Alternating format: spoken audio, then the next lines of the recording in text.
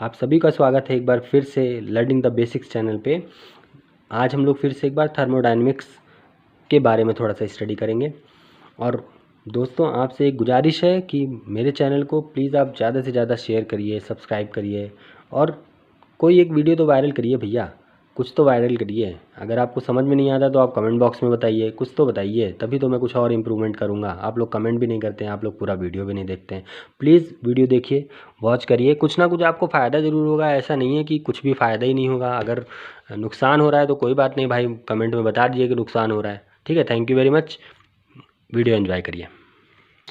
हम लोग thermodynamic equilibrium से शुरू करके और थर्मोमीटर में कैसे हम मेज़रमेंट करते हैं या थर्मोमीटर का कॉन्सेप्ट कहाँ से आया, यहाँ तक की सारी जानकारी 1 बाय 1 करके क्लियरली पढ़ते चलेंगे। तो हम इस वीडियो में जो कवर करने वाले हैं वो क्या क्या है, सबसे पहले आप वो देख लीजिए, जिसमें सबसे पहले है आपका थर्मोडायनेमिक इक्विलिब्रियम। उसके बाद आता है आपका क्वासी स्टैटिक प्रोसेस, जो कि बहुत ही इंपॉर्टेंट टॉपिक है। उसके बाद है कॉन्टिन्यूम। ये ऐसा कॉन्सेप्ट है जो कि बड़े बड़े एग्जाम्स में 1 नंबर में या मल्टीपल चॉइस क्वेश्चन में पूछा जाता है। फिर जीरोथ लॉ ऑफ थर्मोडायनेमिक्स, जो कि थर्मोडायनेमिक्स का सबसे बेसिक लॉ है। हालांकि ये फर्स्ट लॉ ऑफ थर्मोडायनेमिक्स के बाद खोजा गया, फिर भी इसको जीरोथ लॉ इसलिए बोला जाता है क्योंकि ये बेसिक लॉ है। ठीक है। फिर थर्मोमेट्रिक प्रॉपर्टी क्या होती है, थर्मोमीटर क्या होता है, कितने टाइप का होता है, और टेम्परेचर का मेजरमेंट हम किस तरह से करते हैं। इतनी जानकारी आपको आज इस वीडियो में मिलने वाली है। तो हेलो दोस्तों, मेरा नाम है आशीष पांडे और मैं आज आपके लिए लेकर आया हूँ ये सारी जानकारियाँ। तो चलिए स्टार्ट करते हैं। तो सबसे पहले आता है आपका थर्मोडायनेमिक इक्विलिब्रियम। देखिए, थर्मोडायनेमिक इक्विलिब्रियम का मतलब कोई एक पर्टिकुलर इक्विलिब्रियम नहीं है। इसमें 3 इक्विलिब्रियम कंडीशंस हमें अचीव करनी होती है, तभी हम कहेंगे कि कोई सिस्टम जो है वो थर्मोडायनेमिक इक्विलिब्रियम में है।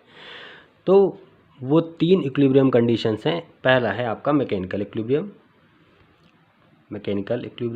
थर्मल इक्विलिब्रियम दूसरा, और तीसरा है आपका केमिकल इक्विलिब्रियम। तो सबसे पहले आप मैकेनिकल इक्विलिब्रियम से क्या समझते हैं। तो भैया मैकेनिकल इक्विलिब्रियम शब्द से ही समझ में आ रहा है। मैकेनिक्स में हम लोग क्या पढ़ते हैं, फोर्स पढ़ते हैं। तो जहाँ पे फोर्सेस का बैलेंस हो, यानी कि फोर्स जो है वो इक्विलिब्रियम में हो, किसी भी तरह का कोई अनबैलेंस फोर्स ना हो, जो भी सिस्टम आपने कंसीडर किया है, तब आप कहते हैं कि हाँ वो सिस्टम मैकेनिकल इक्विलिब्रियम में है। दूसरा आता है thermal equilibrium. Thermal equilibrium temperature को इंडिकेट करता है कि टेम्परेचर जो है चेंज ना हो रहा है, वेरी ना कर रहा हो, तब आप बोलते हैं कि कोई सिस्टम किसी सिस्टम के साथ थर्मल इक्विलिब्रियम में है ना, यानी कि टेम्परेचर वेरी ना कर रहा हो। तीसरा है आपका केमिकल इक्विलिब्रियम। केमिकल इक्विलिब्रियम का मतलब केमिकल रिएक्शंस नहीं होनी चाहिए। केमिकल रिएक्शंस ना होने से क्या मतलब, जैसे आपने दूध में दही डाला, थोड़ा सा दही जमाना है आपको, तो जब तक दही नहीं जम जाएगा तब तक केमिकल रिएक्शंस या खैर ये प्रोसेस तो खैर बायोकेमिकल रिएक्शन है, लेकिन अगर उसमें कुछ ना कुछ रिएक्शंस कंटिन्यू रहती हैं। जब दही बन जाएगा, दही बनने के बाद में कोई रिएक्शन नहीं होती है, दही बन गया, रिएक्शन कंप्लीट हो गई, तो अब कोई केमिकल रिएक्शन नहीं होगी। यानी कि अब दही बनने के बाद वो जो सिस्टम हो गया हमारा दूध वाला, वो कैसा हो गया, केमिकल इक्विलिब्रियम कंडीशन में पहुंच गया, राइट। तो इस तरह से जब कोई सिस्टम ये तीनों इक्विलिब्रियम कंडीशन प्राप्त कर लेगा, तब हम बोलेंगे कि वो सिस्टम पूरा का पूरा किस में है, थर्मोडायनेमिक इक्विलिब्रियम में है। ठीक है, तो डेफिनेशन पढ़ लेते हैं। A system is said to exist in a state of thermodynamic equilibrium when no change in any macroscopic property. Macroscopic property जैसे कि प्रेशर, वॉल्यूम, टेम्परेचर, लास्ट वाले वीडियो में मैंने डिस्कस किया था। ये सारी प्रॉपर्टीज़ में कोई भी चेंज ना हो रहा हो। कब, जबकि उस सिस्टम को आप क्या करो, आइसोलेट कर दो। कहाँ से, उसकी सराउंडिंग से। इसके कहने का मतलब ये है, इसको एक फिगर से आप समझ लीजिए कि जैसे आपने सपोज़ करिए एक कंटेनर लिया, इस कंटेनर में कुछ गैस थी आपकी, इस गैस का कुछ वॉल्यूम था, कुछ प्रेशर था, कुछ टेम्परेचर था, राइट। तो अब आपने क्या किया कि इसको, इसके जो सराउंडिंग है उससे क्या किया आपने, आइसोलेट कर दिया। आइसोलेट करने का मतलब ये एक आइसोलेटेड सिस्टम बना दिया। आइसोलेटेड सिस्टम मैंने बताया था आपको कि इसमें से अब किसी तरह की कोई भी एनर्जी जो है बाहर नहीं जाएगी, ना ही कोई एनर्जी इसमें अंदर आएगी, ना एनर्जी इन और ना ही एनर्जी आउट। साथ ही साथ ना ही इसमें से कोई मास बाहर जाएगा और ना ही कोई मास अंदर आएगा। अब ये क्या है, अब ये आइसोलेटेड सिस्टम है, यानी कि अपने सराउंडिंग से ये क्या कर चुका है, आइसोलेट हो चुका है। तो अब इस कंडीशन में इसके अंदर जो पहले प्रेशर, वॉल्यूम और टेम्परेचर था उसमें किसी भी तरह का कोई परिवर्तन ना हो रहा हो। अगर ऐसा है तब हम कहेंगे कि ये जो सिस्टम हमारा है अंदर वाला, ये जो सिस्टम है ये कैसे है, थर्मोडायनेमिक इक्विलिब्रियम में कंडीशन में है। फिर से समझिए, एक कंटेनर लिया, उस कंटेनर में कुछ गैस रखी हुई है, उस गैस का कुछ प्रेशर है, उस गैस का कुछ वॉल्यूम है, उस गैस का कुछ टेम्परेचर है, सपोज करिए, ठीक है। अब क्या किया कि इस कंटेनर को हमने इसके सराउंडिंग से आइसोलेट कर दिया। आइसोलेट करने का मतलब ये हुआ कि अब इस जो भी हमने सिस्टम लिया है, इस सिस्टम में ना कोई एनर्जी इन हो सकती है, ना कोई एनर्जी आउट हो सकती है, ना कोई मास इन हो सकता है, ना कोई मास आउट हो सकता है। अब इस स्थिति में इस गैस के प्रेशर, वॉल्यूम और टेम्परेचर में अगर किसी तरह का कोई परिवर्तन नहीं हो रहा है तो आप कहेंगे कि ये सिस्टम थर्मोडायनेमिक इक्विलिब्रियम में है। देखिए, अब ये थर्मोडायनेमिक इक्विलिब्रियम में क्यों है, क्योंकि इसमें किसी तरह का कोई फोर्स अनबैलेंस नहीं है, मूवमेंट नहीं है। मतलब ये पूरा जो कंटेनर है आपका मूव नहीं कर रहा है, किसी तरह का कोई अनबैलेंस फोर्स इस पर नहीं लग रहा है। थर्मल इक्विलिब्रियम में क्यों है, क्योंकि देखिए टेम्परेचर चेंज नहीं हो रहा है। केमिकल इक्विलिब्रियम में इसलिए है क्योंकि इसमें कोई रिएक्शन नहीं हो रही है। ये टोटली जो है आपके सराउंडिंग से क्या है, आइसोलेट हो चुका है, ठीक है। तो ये क्या है, थर्मोडायनेमिक इक्विलिब्रियम में है। अब बढ़ते हैं आगे। नेक्स्ट आपका टॉपिक बहुत ही इंपॉर्टेंट है, ये है क्वासी स्टैटिक प्रोसेस। तो सबसे पहले इस क्वासी वर्ड का मतलब होता है नियर टू, नियर टू। तो नियर टू स्टैटिक प्रोसेस है ये, है ना, यानी कि लगभग स्टैटिक, लगभग स्थैतिक प्रोसेस है, ये प्रक्रम है, ठीक है। अच्छा, स्टैटिक प्रोसेस का मतलब ये हो गया कि इसकी स्थिति में किसी तरह का कोई परिवर्तन नहीं हो रहा है ऐसा प्रतीत होता है, ठीक है। तो क्वासी स्टैटिक प्रोसेस ऐसी प्रोसेस है जिसकी स्थिति में किसी तरह का कोई परिवर्तन ना होता हुआ प्रतीत होता है, लेकिन फिर भी ये एक पोजीशन से लेके दूसरे, मतलब एक स्टेट से लेके दूसरे स्टेट तक पहुंच जाती है। तो इसका मतलब ये हुआ कि ये बहुत ही ज़्यादा स्लो प्रोसेस है। तो it is a process which is infinitely slow process. तो ऐसी कोई प्रोसेस आपके जो है वर्ल्ड में, रियल वर्ल्ड में एग्जिस्ट नहीं करती है। आप आइडियली तो कह सकते हैं, पर रियल वर्ल्ड में इस तरह की कोई भी थर्मोडायनेमिक प्रोसेस नहीं है, कोई भी सिस्टम इस तरह का नहीं है। अच्छा, इसको समझाने के लिए बुक्स में यही एक फिगर मिलता है जनरली, तो मैं आपको इस फिगर के माध्यम से समझाता हूँ। देखिए, इसमें क्या है, ये गैस भरी हुई है, अंदर ये छोटी छोटी जो दिख रही है आपको, ये गैस है। इस गैस का कुछ प्रेशर है, कुछ वॉल्यूम है और कुछ टेम्परेचर है, राइट। कुछ प्रेशर, वॉल्यूम, टेम्परेचर हो गया। तो यानी कि ये किसी स्टेट 1 पे है, किसी एक स्टेट 1 पे है। कोई स्टेट है, इनिशियल स्टेट हुए, चलिए स्टेट इनिशियल, स्टेट इनिशियल ये आई हो गया, ठीक है, स्टेट इनिशियल हो गया। अब इसमें क्या है कि ऊपर एक हमने वेट रख रखा है इसके ऊपर, ताकि ये जो पिस्टन है आपका, इसको पिस्टन देखिए बोल रहे हैं भैया, तो पिस्टन ये क्या है, एक पोजीशन पे है, इसके ऊपर वेट से हमने इसको संभाल रखा है, क्योंकि भैया प्रेशर गैस लगाएगी ऊपर के साइड में तो पिस्टन को पुश करेगी ना, तो पिस्टन पुश नहीं हो पा रहा है, उसको बैलेंस किया किससे, वेट से। और सबसे टॉप पे यहाँ पे देखिए स्टॉपर लगाया हुआ है। ये ठीक वैसा ही है जैसे आप अपने घर में रहते हैं और आपके घर में आप लोग हैं भैया, भाई बहन सब लोग हैं, लेकिन ऊपर पेरेंट्स बैठे हुए हैं। तो जब तक पेरेंट्स है तब तक आप घर के बाहर नहीं निकल पाते हैं, और जैसे ही पापा कहीं गए फटाक से आप लोग भाग लिए बाहर, ठीक है। मम्मी पापा दोनों चले गए अब तो बिल्कुल ही बाहर चले जाएंगे। तो वही हाल इनका भी है। तो ऊपर वेट रखा हुआ है, नीचे आप क्या है, एक पर्टिकुलर स्टेट में बैठे हुए हैं, तो आप एकदम आराम से। अब क्या हुआ, अगर आप इस वेट को रिमूव कर दीजिए अचानक से, ठीक है, रिमूव कर दिया, जैसे ही आप इसको रिमूव करेंगे वैसे ही ये पिस्टन कहाँ जाएगा, पटाख से ऊपर की तरफ भागेगा और ये स्टॉपर पे आके लड़ जाएगा, स्टॉपर पे जाके लड़ जाएगा। यानी कि जब मम्मी पापा घर से बाहर चले गए तो आप जो है मोहल्ले से बाहर नहीं जा पाओगे, क्योंकि मोहल्ले से बाहर गए तो मोहल्ले के अंकल आपको देख लिया अगर अंकल ने, तो वो आप पापा शिकायत कर देंगे और आप जाओगे पीटे। तो इसीलिए जो स्टॉपर है ना, ये मोहल्ला है समझ लो, आप मोहल्ले से बाहर नहीं जा पाओगे। तो स्टॉपर वाली स्टेट तक ये पिस्टन अगर पहुंच गया तो यानी कि ये पिस्टन कहाँ पहुंच गया, देखिए यहाँ डॉटेड लाइन से दिखाया हुआ ये पिस्टन ही है, आ गया है यहाँ पे। तो ये स्टेट आपका क्या है, स्टेट फाइनल या स्टेट 2 है, ठीक है, स्टेट 2 या स्टेट फाइनल जो भी आप कह लीजिए इसको। तो जैसे वेट रिमूव किया ये दूसरे स्टेट पे पहुंच गया, यानी कि इसका प्रेशर चेंज हो गया गैस का। मान लीजिए स्टेट 2 पे प्रेशर P2 हो गया, वॉल्यूम V2 हो गया, टेम्परेचर भी चेंज हो गया, T2 हो गया, P2 V2 T2 हो गया। अब ये जो है स्टेट 1 से लेके और स्टेट 2 तक जब पहुंचा, प्रेशर में, टेम्परेचर में, वॉल्यूम में चेंज हुआ, तो आपको केवल स्टेट का पता है, लेकिन बीच में क्या क्या हुआ इसके बारे में आपको कुछ भी नहीं पता है। बीच की इस स्टेट 1 से स्टेट 2 तक आ गए, स्टेट 1 से स्टेट 2 तक आ गए। इसके बीच में क्या हुआ यहाँ पे कुछ समझ नहीं आया। तो अब हम क्या करते हैं कि इस वेट को, ये जो वेट आपको है, इस वेट को आप इनफाइनाइटली छोटे छोटे पार्ट्स में बांट लीजिए भैया, बहुत ही छोटे छोटे पार्ट में, इतने छोटे छोटे पार्ट में कि एक पार्ट का वेट इनफाइनाइटली लाइट हो, बहुत ही हल्का हो, ठीक है। अब आप क्या करेंगे कि एक छोटा सा जो इनफाइनाइटली स्मॉल वेट है उसको उठाइए। जब उसको उठाएंगे तो क्या होगा, कुछ परिवर्तन तो होगा, बट आपको समझ नहीं आएगा। ऐसा लगेगा कि अभी भी परिवर्तन जो हुआ है उसके बाद भी गैस जो है P1 B1 और T1 वाले स्टेट पर ही है। इसी तरह से दूसरा वेट हटाएंगे तो फिर भी से कुछ परिवर्तन होगा, लेकिन ऐसा लगेगा कि उसी स्टेट पे बना हुआ है।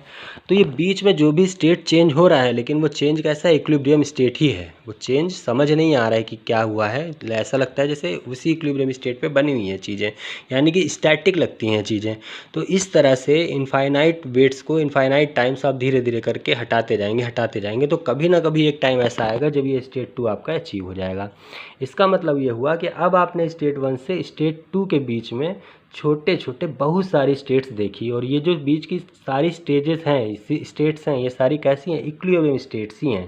सारी कैसी हैं, इक्विलिब्रियम स्टेट्स ही हैं। तो ऐसी प्रोसेस जो कि इनफाइनाइटली स्लो प्रोसेस है, और जिसके बीच में इनफाइनाइटली जिनके बीच में इनफाइनाइट इक्विलिब्रियम स्टेट्स हैं, इनफाइनाइट थर्मोडायनेमिक इक्विलिब्रियम स्टेट्स हैं, ऐसी प्रोसेस को हम बोलते हैं quasi static process. I hope कि आपको पूरी तरह से क्लियर हो गया होगा। नहीं क्लियर हुआ है कमेंट बॉक्स में ज़रूर बताइए। नेक्स्ट आते हैं हम लोग कॉन्सेप्ट ऑफ कॉन्टिन्यूम पे। देखो भैया, कॉन्टिन्यूम शब्द ही जो है आपको बता देगा कि क्या है, क्या ये जो है रॉकेट साइंस बताने जा रहे हैं। ये रॉकेट साइंस नहीं, बहुत ही सिंपल सी चीज़ है।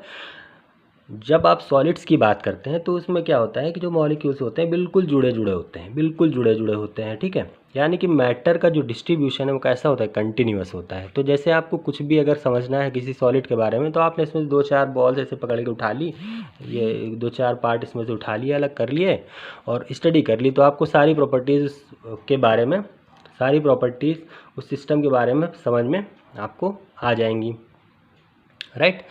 अब क्या करिए, ये तो हो गया सॉलिड की बात। ऐसे लिक्विड में भी, लिक्विड में क्या होता है, ये जो मॉलिक्यूलर स्पेस है थोड़ा बढ़ जाता है, ये थोड़ा डिस्टेंस पे होने लगेंगे, ठीक है। इस केस में भी आपने मान लीजिए कुछ उठाना चाहा, ठीक है, तो आप स्टडी करेंगे इसी तरह से। लेकिन इसमें देखिए कंटिन्यूस नहीं है।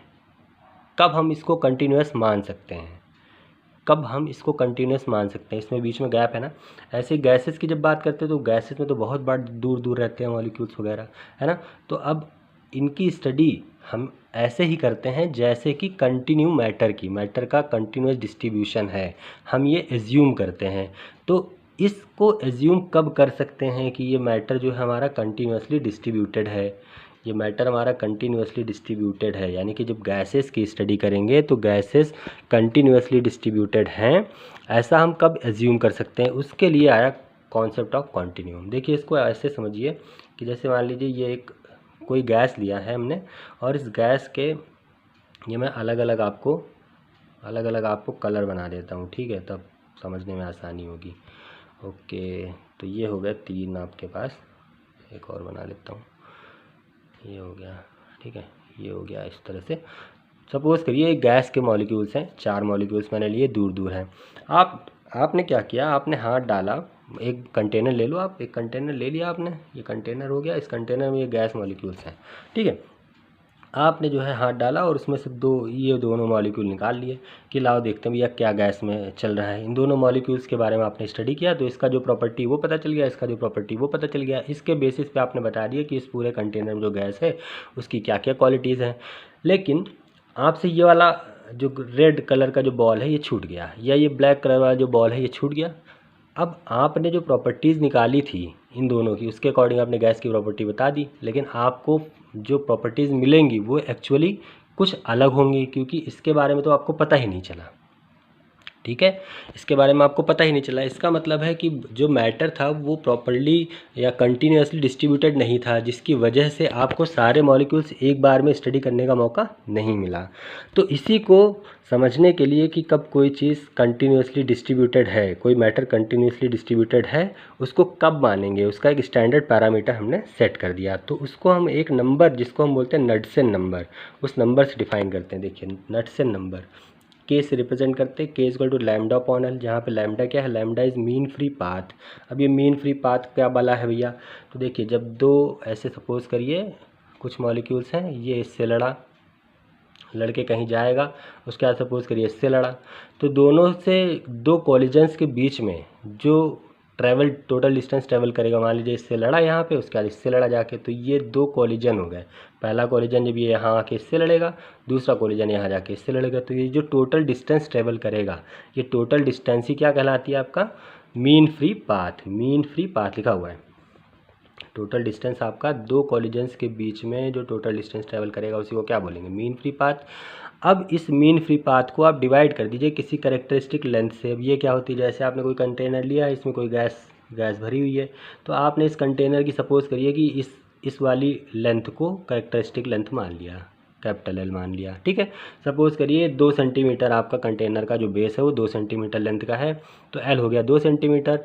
और दो मॉलिक्यूल्स के, दो कॉलिजन्स के बीच में जो चली गई डिस्टेंस है लैम्डा, वो सपोज़ करिए कि आपका है सपोज़ करिए कि है 1 mm मान लीजिए, 1 mm भी नहीं होगा वैसे, 1 mm मान लीजिए लैम्डा हो गया, तो लैम्डा 1 mm हो गया, और एल हो गया 2 सेंटीमीटर यानी कि 20 mm।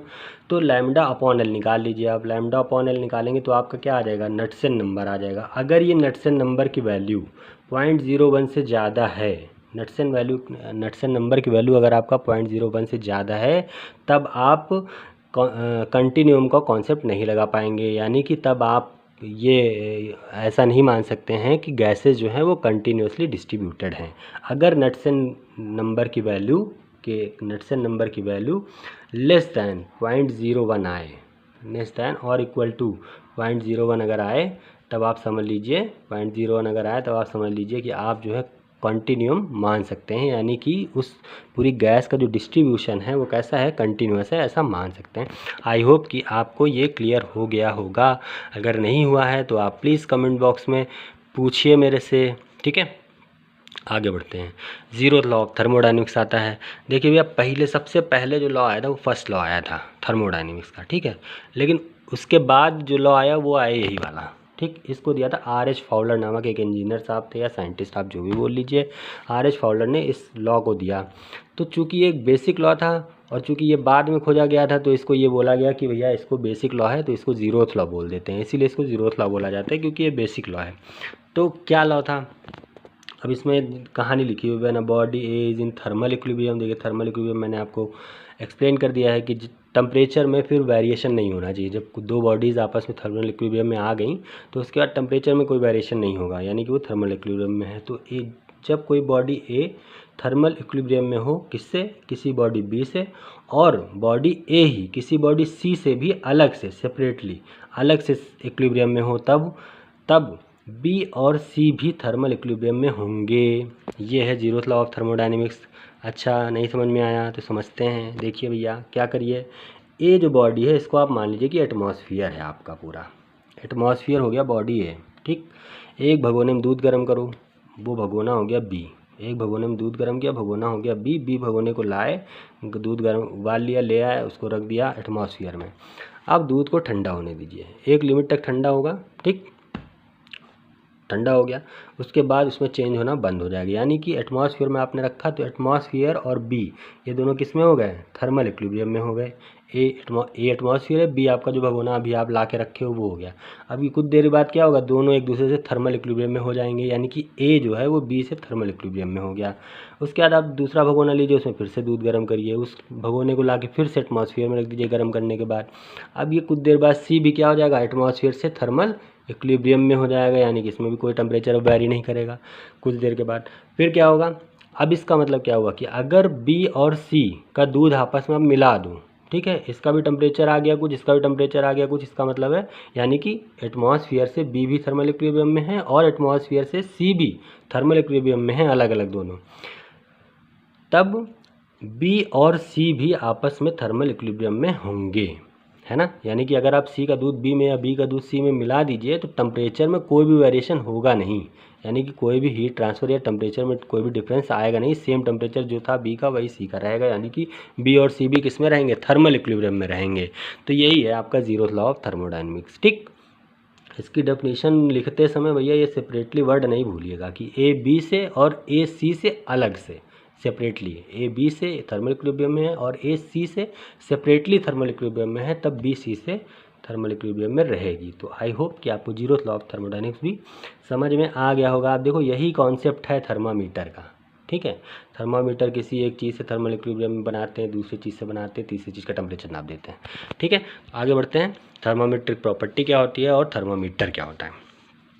तो देखो जो भी इंस्ट्रूमेंट आपने जनरली देखा होगा, पहले आपने देखा होगा, आजकल तो डिजिटल आता है थर्मोमीटर, पहले आपने देखा होगा एक मरकरी उसमें चढ़ती उतरती, कभी समझ में नहीं आया होगा कैसे चढ़ती, कहाँ चढ़ती कहाँ उतरती। एक कांच होता है, कांच में एक छोटे से छेद होता है, तो इसीलिए इसको कैपिलरी बोलते हैं। स्मॉल ट्यूब टाइप का स्ट्रक्चर होता है, नीचे एक सिल्वर कलर का दिखता है वो, या स्टील के कलर का बोल लीजिए, जिस भी कलर का आप बोल लीजिए, सिल्वर कलर का नीचे एक बल्ब टाइप रहता है, उसमें मरकरी भरी होती है, ठीक है। तो उसी से हम लोग पहले बुखार नापते थे, जीभ के नीचे रख लेते थे उसको, ठीक है। तो वो जो इंस्ट्रूमेंट हो गया, वो जो इंस्ट्रूमेंट है वो तो हो गया एक रेफरेंस बॉडी, वो इंस्ट्रूमेंट हो गया रेफरेंस बॉडी। और उस मरकरी मरकरी कितनी ऊंचाई तक चढ़ रही है, यानी कि लेंथ कितनी ऊंचाई तक चढ़ रही है, यानी कि लेंथ, तो लेंथ हो गई थर्मोमेट्रिक प्रॉपर्टी, ठीक है।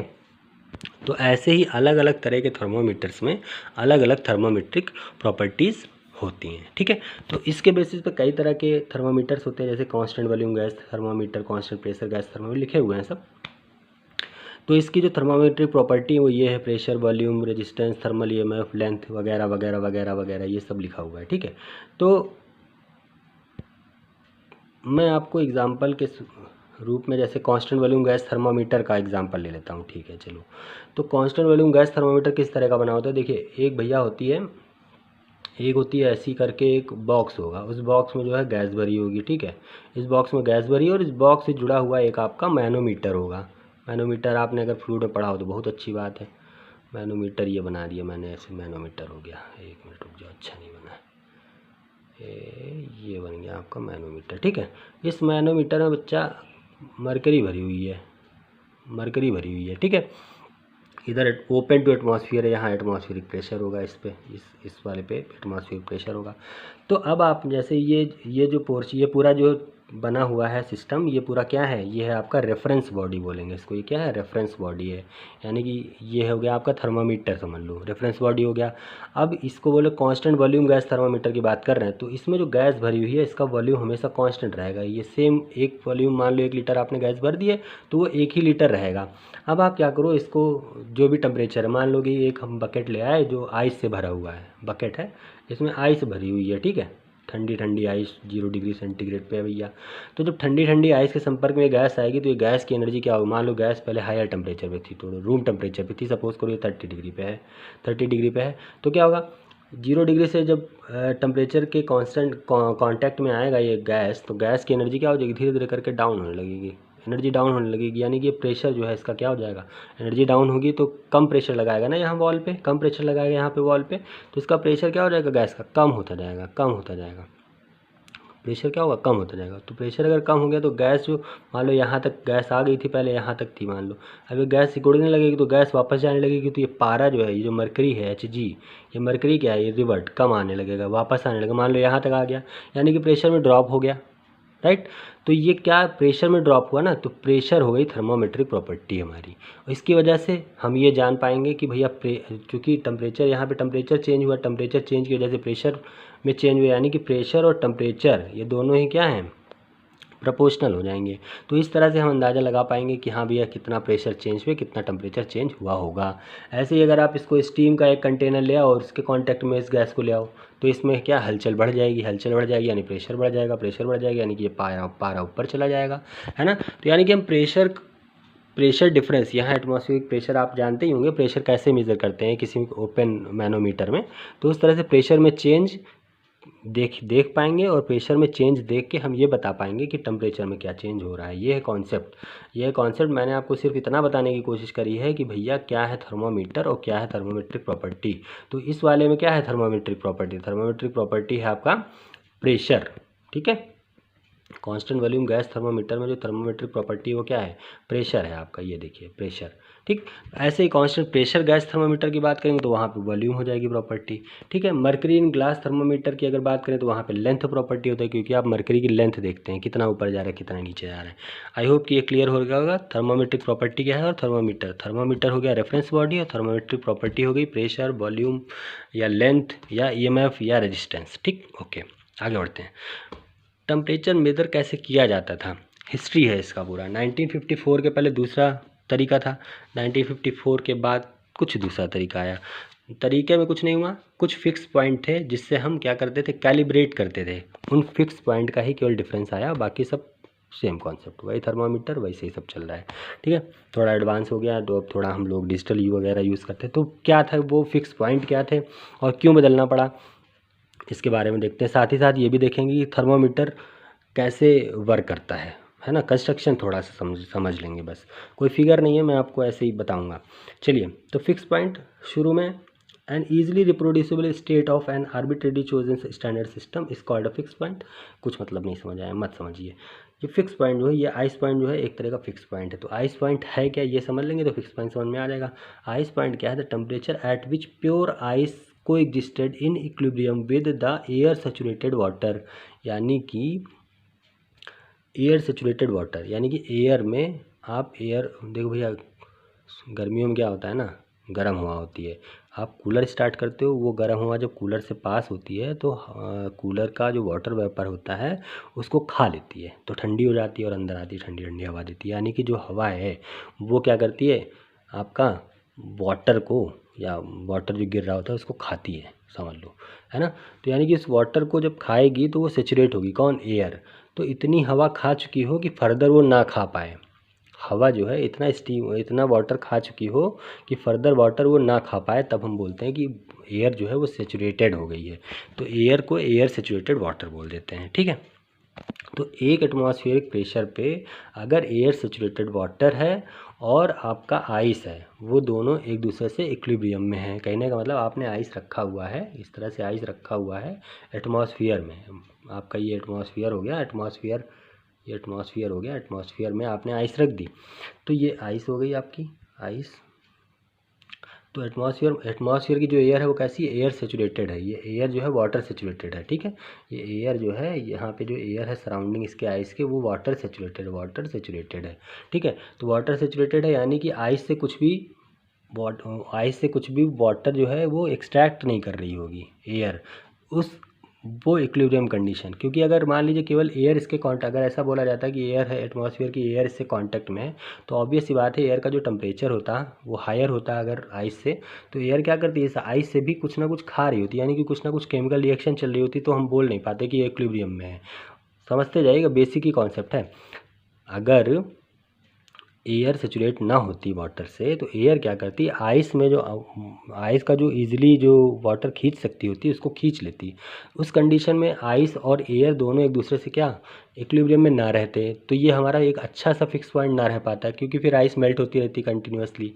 तो ऐसा हमने किया है कि एयर सेचुरेटेड वाटर है और आइस है, ठीक है, दोनों एक दूसरे से इक्विलिब्रियम में है। तो एक ये फिक्स पॉइंट हो गया हमारा टेम्परेचर मेज़र करने का, एक एटमॉस्फेयर प्रेशर। दूसरा जो टेम्परेचर मेज़र करने का, ये तो लोअर टेम्परेचर में मेज़र करने के लिए या लोअर टेम्परेचर के लिए कैलिब्रेशन हो गया। हायर टेम्परेचर के लिए स्टीम पॉइंट ले लिया। सेम ऐसे ही क्या होता था, equilibrium between pure water and pure steam, water और स्टीम के बीच में इक्विलिब्रियम है, ठीक है। यानी कि आपने कंटेनर लिया हुआ है, उसमें आपने वाटर गर्म करना चालू किया, तो वाटर से कुछ स्टीम बनी होगी, उस स्टीम और वाटर के बीच में एक लेयर होगी जो एक इक्विलिब्रियम स्टेट में आ गई कि फर्दर स्टीम बनना बंद हो जाए वाटर से, और वाटर भी रहे और फर्दर स्टीम ना बने। तो वो जो इक्विलिब्रियम स्टेट है, वो है equilibrium state between pure water and pure steam. 1 atmospheric pressure पे ही ये भी देखना है। तो ये 2 पॉइंट हो गए आपके क्या, फिक्स पॉइंट हो गए।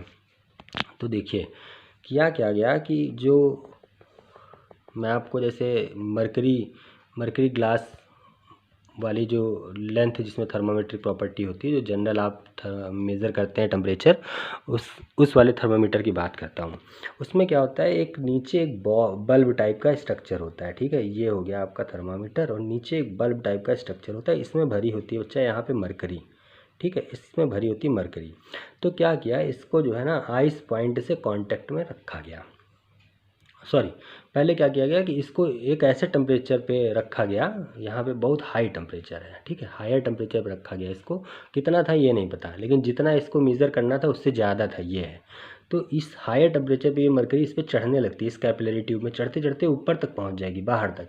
तो इसमें जो एयर वगैरह ट्रैप होगी ना, वो एयर भी सारी बाहर निकाल देगी। ये बाहर निकाल दिया, ये फुल हो गया, यहाँ तक मरकरी फुल हो गया। अब इसको क्या किया हमने, सील कर दिया यहाँ पे, यानी कि ये पूरा शीशा अपना क्लोज़ हो गया, क्लोज़ कर दिया, यानी कि पूरी मरकरी इस पर चढ़ी हुई है। अब देखो मरकरी चढ़ गई, राइट, चलो भैया इसमें मरकरी चढ़ा देते हैं। अब क्या हुआ कि मरकरी इसमें इस पूरी कैपिलरी ट्यूब में मरकरी चढ़ गई और नीचे ये बल्ब है, बल्ब है, इसमें भी आपका मरकरी, ऊपर से सील है।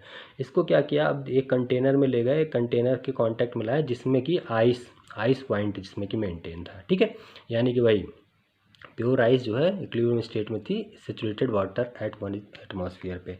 इस कंटेनर में ऐसी स्थिति थी कि आइस था इक्विलिब्रियम में, जैसा कि बताया है मैंने, ठीक है, मतलब आइस पॉइंट मेंटेन था इस वाले कंटेनर में। तो आइस पॉइंट मेंटेन था, तो चूंकि ये आइस पॉइंट और ये कोई हाई टेम्परेचर इसने मेज़र किया हुआ है तो ऊपर तक चढ़ी हुई है। अब इसको जो है क्या होगा कि ये टेम्परेचर मेज़र करेगी इसका आइस पॉइंट का, तो ये मरकरी क्या होगी, डाउन होगी, डाउन होगी, डाउन होते होते किसी पॉइंट तक आ गई, सपोज करो यहाँ तक मरकरी आ गई, ठीक है। इस पॉइंट को हमने बोल दिया जीरो, इस पॉइंट को बोल दिया जीरो, राइट। अब क्या करेंगे, सेम इस पूरे कोठा, मतलब इस पॉइंट तक आ गई ना मरकरी, सेम आ गई, इस पॉइंट तक अब स्टेशनरी है। अब हम क्या करेंगे, सेम सिस्टम को फिर से कहाँ ले जाएंगे, स्टीम पॉइंट पे, स्टीम पॉइंट पे ले गए। तो स्टीम पॉइंट का मतलब 1 एटमॉस्फेयर पे 100 डिग्री होता है, मान लो, अभी पता है हमको, तब नहीं पता था हमको, ठीक है। तो अब इसको स्टीम पॉइंट से कांटेक्ट में रखेंगे, यानी कि एक कंटेनर ले लिया और ये हमारा हो गया मरकरी वाला ट्यूब, और ये हो गई कैपिलरी हमारी, और यहाँ इस हाइट तक इसमें मरकरी चढ़ी हुई थी, इस हाइट तक हमारा मरकरी चढ़ी हुई थी। अब जैसे ही हमने इसमें स्टीम पॉइंट में इसको रखा तो ये मरकरी फिर से अब राइज़ होना शुरू हो जाएगी, कि तो किसी पॉइंट तक गई, तो मान लीजिए इस पॉइंट तक आई वो, तो ये पॉइंट को मान लिया गया 0 और इस पॉइंट को बच्चा मान लिया गया 100, और इसके बीच में 100 बराबर हमने जो है इसको 100 इक्वल पार्ट्स में डिवाइड कर दिया। तो एक पार्ट को 1 डिग्री बोला गया सेंटीग्रेड, ठीक है, सेल्सियस या सेंटीग्रेड। सेल्सियस जो है कोई साइंटिस्ट थे या जो भी थे उन्होंने खोज करी थी, इसीलिए उन्होंने एक डिवीज़न को सेल्सियस माना, 1 सेल्सियस माना। तो 0 से 100 के बीच में इसको कैलिब्रेट कर लिया। अब हमको जिस भी बॉडी का टेम्परेचर मेज़र करना होगा, उस बॉडी के कांटेक्ट में इस पूरे थर्मामीटर को लेके जाएंगे, टच करेंगे, और जैसे ये मरकरी हमारा राइज होगा तो जिस भी डिवीज़न के सामने आएगा उतना टेम्परेचर हो जाएगा। ये था पूरा प्रोसेस कि कैसे थर्मामीटर का यूज़ स्टार्ट हुआ। ये मरकरी ग्लास थर्मामीटर के बारे में मैंने आपको बता दिया है, ठीक है। तो इस तरह से हम लोग टेम्परेचर का मेज़रमेंट करते थे 1954 के पहले। 1954 के बाद क्या हुआ कि ट्रिपल पॉइंट ऑफ वाटर को हमने स्टैंडर्ड पॉइंट मान लिया, ठीक है। तो ट्रिपल पॉइंट ऑफ वाटर क्या होता है कि ये एक ऐसा स्टेट है जिसपे कि आइस, लिक्विड वाटर और वाटर वेपर, ये तीनों चीज़ें इक्विलिब्रियम स्टेट में रहती हैं। कौन कौन, ice, liquid water and water vapour, ये तीनों ही इक्विलिब्रियम स्टेट में रहती हैं। और किस टेम्परेचर पे, वो टेम्परेचर जो असाइन किया गया उस टेम्परेचर को बोला गया 273.16 केल्विन, जो कि लगभग बराबर होता है 0.01 डिग्री सेंटीग्रेड। 0.01 273.16 केल्विन का मतलब होता है 0.01 degree centigrade, right, 0.01 degree centigrade. और ध्यान रखिएगा कि इस पे जो प्रेशर होता है वो होता है 0.006 एटमॉस्फेरिक प्रेशर होता है, यानी कि 0.006 एटमॉस्फेरिक प्रेशर और 0.01 डिग्री सेंटीग्रेड पर आइस, लिक्विड वाटर और वाटर वेपर एक साथ कोएग्जिस्ट करते हैं, और इस पॉइंट को हम बोलते हैं ट्रिपल पॉइंट ऑफ वाटर।